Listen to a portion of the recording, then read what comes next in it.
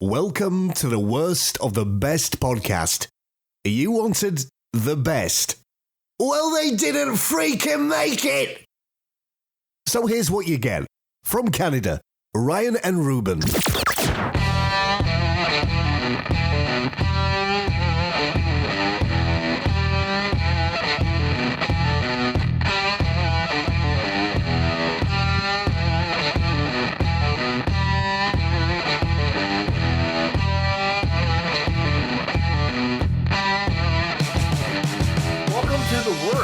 Of the best podcast.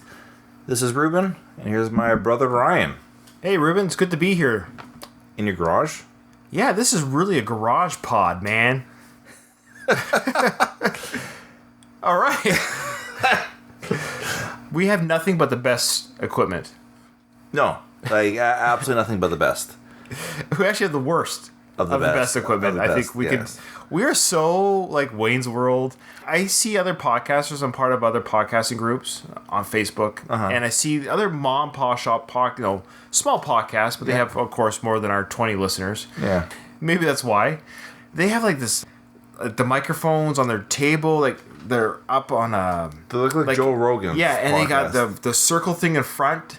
You know, we got one blue ball. Oh. To be fair.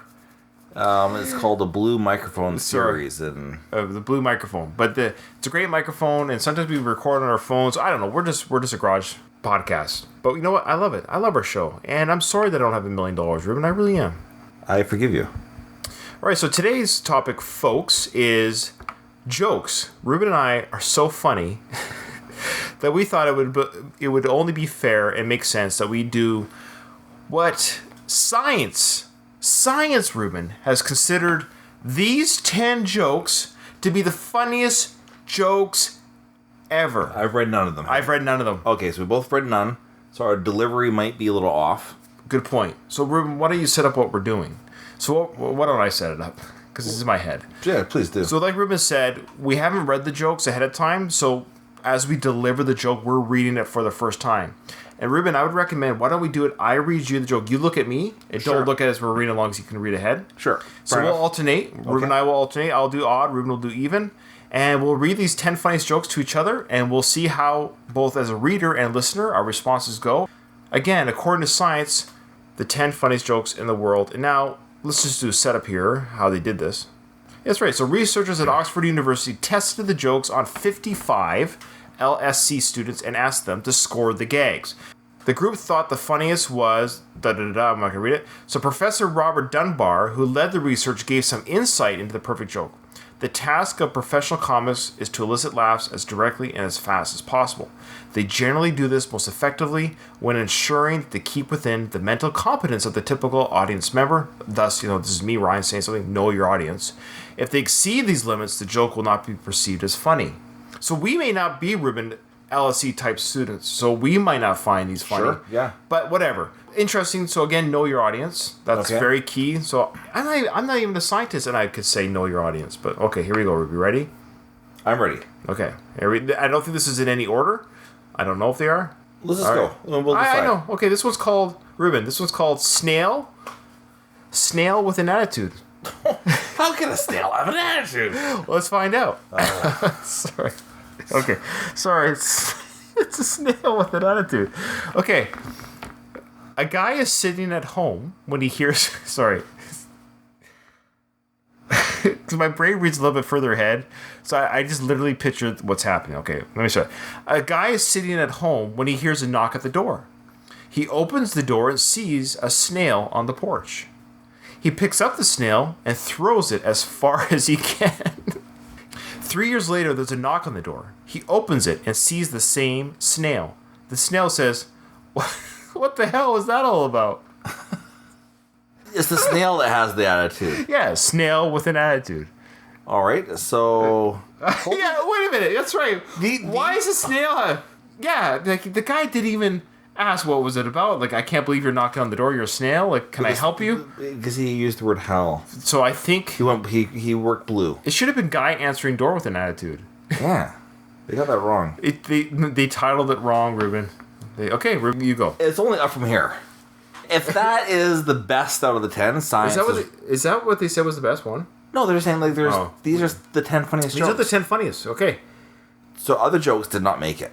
Jokes did not make it. So, okay, here we go. In my life, that joke wouldn't make it. I'd be like, let's just do a top 9. Okay, here we go. Your delivery was just fine, though. Thanks, Rube. A genie and an idiot. Okay, that's the 3 guys on a stranded desert island find a magic lantern containing a genie, who grants them each one wish. The first guy wishes he was off the island and back home. The second guy wishes the same. The third guy says, I'm lonely. I wish my friends were back here. Okay, if I kind of wish this was a live episode. I actually knew this joke. I know this joke. I've heard it before, and so I knew the punchline was coming. But that doesn't. Okay. If this was like the Roaring 20s, science and jokes were just invented, okay. and you weren't riddled with jokes all the time, like Reddit/jokes. Yeah. This might have something. I'm lonely. I wish all my friends were here. Like, he was gone from his friends for literally 60 seconds. Do they ever have privacy when they took poops? Where were you? You were gone for 5 minutes going to the bathroom. Like, he was only away from them. All he had to do was endure the 60 seconds to get his wish out. And he could have just said, I wish I was with them. As of now, the snail with attitude is better. Our discussion is coming out naturally, folks. These are live reactions. Okay, Live Rube. reactions, guys. You ready, Rube? Yes. Okay, audience. Truth lasts forever. It's the World Cup final, and a man makes his way to his seat right next to the pitch. I guess that's probably the field. Sure. He sits down, noticing that the seat next to him is empty. He leans over and asks his neighbor if someone will be sitting here. No, says the neighbor. The seat is empty. This is incredible, said the man. Who in their right mind would have a seat like this for the final and not use it? The neighbor says, well, actually, the seat belongs to me. I was supposed to come with my wife, but she passed away. This is the first World Cup final. We haven't been together since we got married. Oh, I'm so sorry to hear that. That's terrible. But couldn't you find someone else, a friend, a relative, or even a neighbor to take her seat?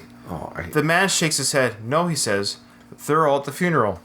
Okay, so you knew the ending to the... So part of the premise of humor and scary movies, they're the same premise. Right. You don't know what's going to happen next. We're not supposed to be... We're supposed to be surprised. We want to be a jump scare. Like a jump scare. In order for a jump scare to work, we don't know when it's coming. Necessarily. Yeah. I thought he was going to say something like, well, yeah, but this is the first World Cup. We've only been married for 2 years. Like, this is because they're every 4 years. Or something like that. I knew, like, a short time had passed. I was close. You know, they're all at the funeral. Moving on. Okay. Off to work. Okay. A guy shows up late for work. The boss yells, you should have been here at 8:30. He replies, why? What happened at 8:30? Okay. That's all right. It's a solid joke. I genuinely laughed. And I genuinely laughed. I think it would have been better had my delivery been better. Yeah, because Ruben was reading. I was actually thinking if I knew this joke off by heart, you could say, he replies, well, why? Well, what happened at 8:30? You know, you're more... That's good. That's that would be a good, like, a little moment in a sitcom. Exactly. Yeah, it's a chuckle. It's an audience chuckle. We got it. All right. Thank you, science. Thank you, science. This was called Ooh, Heaven is a Place on Earth. Ooh, heaven is a place on earth. Okay, wow. Ooh, baby. No. Do you Stop. know what that's worth? No, it's the other way. No, it's, ooh, baby, do you know what that's worth? We'll make heaven a place on earth. Okay. We'll make heaven a place on earth? Yeah, we'll make heaven a place on earth. Okay, all right. Love comes first. Okay. So Sid and Irv are business partners. They make a deal that whichever one dies first will contact the living one from the afterlife. So Irv dies. Sid doesn't hear from him for about a year. Figures there is no afterlife. Then one day he gets a call. It's Irv. There is an afterlife. What's it like? Sid asks. Well, I sleep very late. I get up, have a big breakfast. Then I have sex, lots of sex. Then I go back to sleep. But I get up for lunch, then have a big lunch, have more sex, take a nap, huge dinner, more sex, go to sleep, and wake up the next day. Oh my, says Sid. So, that's what heaven is like? Oh no, says Irv. I'm not in heaven. I'm a bear in Yellowstone Park. He's reincarnated into a bear. All right. That's all right. That's all right. I've heard something like that kind of joke before, but I like that. I didn't see that coming, actually. I was expecting this. He was reincarnated into a bear. That's good. I was guessing that perhaps he was in prison. That would have been very crass. But that being said, pretty good. Not bad. I genuinely chuckled. As I read the punchline in my head, I thought that was funny. Okay. The devil's in the details. Okay. A guy dies and is sent to hell. Satan meets him, shows him the doors to 3 rooms, and says he must choose one to spend eternity in. In the first room, people are standing in dirt up to their necks. How do you know they're standing? You could argue that dirt is up to their necks. Sure. Okay. The guy says, no, let me see the next room. In the second room, people are standing in dirt up to their noses. Oh, boy. Guy says no again. Finally, Satan opens up the third room. People are standing with dirt up to their knees, drinking coffee and eating pastries. The guy says, I picked this room. Satan says, okay, and starts to leave. And the guy wades in and starts pouring some coffee. On the way out, Satan yells, okay, coffee break's over. Everyone back on your heads. All right. Well, you could argue at least to get breaks. We don't know if the other 2 rooms got breaks.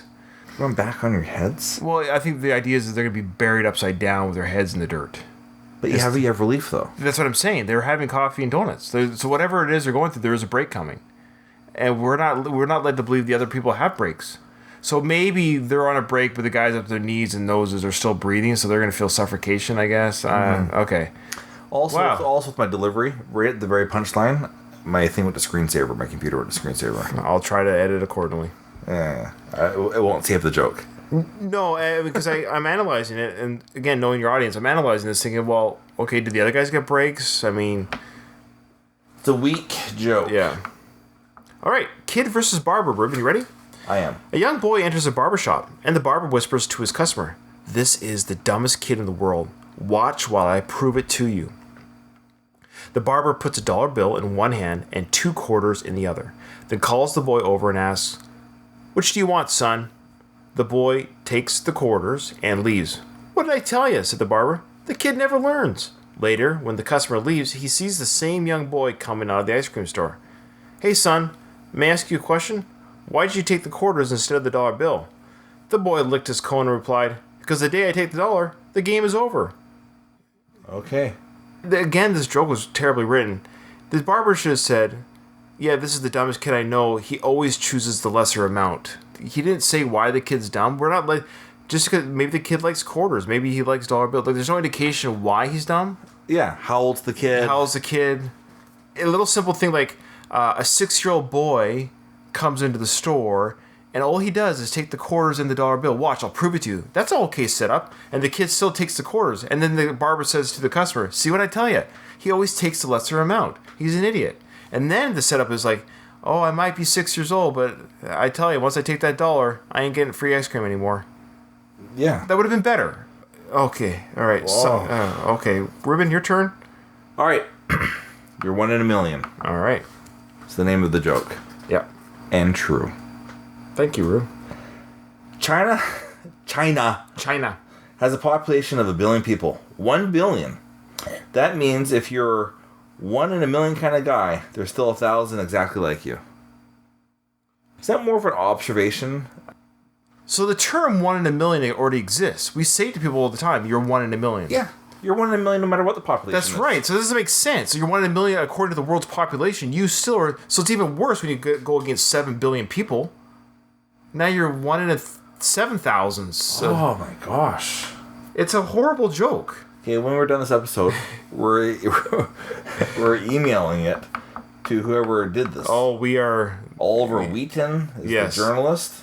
Oliver, you are getting an email. We're going to invite you to listen to this episode. I'm sorry, dude. Okay, Racing the Bear. Ready, Ruben? Racing the Bear. Don't read ahead. I'm not. Okay. 2 campers are walking through the woods when a huge brown bear suddenly appears in the clearing about 50 feet in front of them. The bear sees the campers and begins to head toward them. The first guy drops his backpack, digs out a pair of sneakers, and frantically begins to put them on. The second guy says, "What are you doing? Sneakers won't help you outrun that bear." "I don't need to outrun the bear," the first guy says. "I just need to outrun you." I've heard that joke a Well, bazillion yeah, times. that joke. Who's laughing in this group? Are these aliens who have never heard these jokes? International students? Maybe. But that saying has been around for years and decades where it's like, you don't have to outrun the bear, you just have to outrun Fat Charlie over there. Okay, alright, racing the bear. I'm telling you right now, if you're taking time to put on runners and you're having this conversation, I'm not even having this conversation. I'm also telling you that if you think that these jokes... Ruben, science. Oh my gosh. Okay. All a night's work. Alright, here we go. I think it's the last one. Oh, please. Go ahead. A guy meets a sex worker in a bar. Okay. She says, "This is your lucky night. I've got a special game for you. I'll do absolutely anything you want for 300 pounds as long as you can say it in 3 words." The guy replies, "Hey, why not?" He pulls out his wallet out of his pocket and lays down 300 pounds on the bar. It says slowly, "Paint my house."